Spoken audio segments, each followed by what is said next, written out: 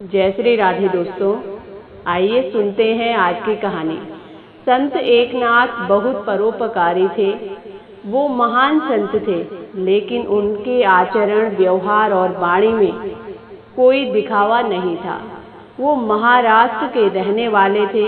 उनके नेक कामों की चर्चा पूरी दुनिया में फैली हुई थी। एक बार संत के मन में ये विचार आया कि वो प्रयाग जाकर त्रिवेणी में स्नान करेंगे और त्रिवेणी का पवित्र जल कांवड़ में भरकर रामेश्वरम में चढ़ाएंगे। उन्होंने इस बारे में अपने साथियों से बात की तो सभी तैयार हो गए और अब संत भजन सत्संग करते हुए प्रयाग पहुँचे। वहाँ उन्होंने त्रिवेणी में स्नान किया और उसका पवित्र जल कांवड़ में भरकर रामेश्वरम चले गए। संत के सभी साथी भजन कीर्तन करते हुए रामेश्वर जा रहे थे। शरीर में थकान तो थी, लेकिन कांवड़ की उमंग उन्हें लगातार आगे बढ़ते रहने की प्रेरणा दे रही थी। चलते चलते वो रामेश्वर के निकट पहुंच गए। नगर में प्रवेश करने से पहले सभी साथियों ने निर्णय किया कि थोड़ी देर यहाँ विश्राम किया जाए। सभी विश्राम करने लगे। उसी जगह पर एक गधा भी लेटा हुआ था, जो तेज धूप और बीमारी की वजह से उसके पैरों में इतनी शक्ति नहीं थी कि कुछ दूर चलकर पानी पी सके।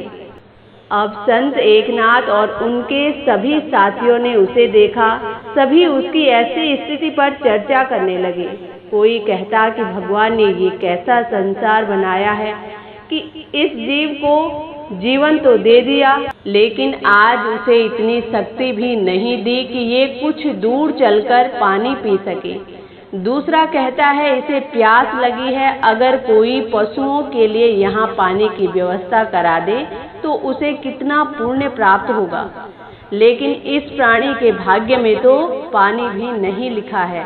सभी अपनी अपनी राय देकर स्थिति को कोस रहे थे।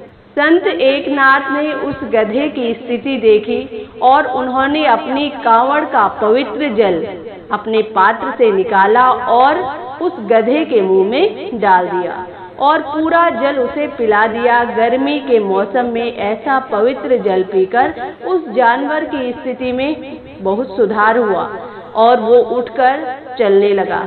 उसके नेत्रों में कृतज्ञता के आंसू थे। कहा जाता है कि उस समय एकनाथ को ईश्वरीय वाणी सुनाई दी, एकनाथ, इस जीव पर दया कर तुमने महान पुण्य कार्य किया है। तुमने उस प्राणी में साक्षात मेरे दर्शन किए हैं। मैं रामेश्वरम पहुंचने से पहले ही तुम्हारी कांवड़ स्वीकार करता हूँ। वास्तव में सभी धर्मों ने माना है कि जीवों की सेवा करना भी परमात्मा की सेवा करना है। वास्तव में सभी धर्मों में माना जाता है कि जीवों की सेवा करना भी परमात्मा की सेवा करना है। जो इस सत्य को समझकर अपने जीवन में उतार लेते हैं, उन्हें शीघ्र ईश्वरीय कृपा प्राप्त होती है। तो दोस्तों, ये थी आज की कहानी। इसी के साथ जय श्री राधे।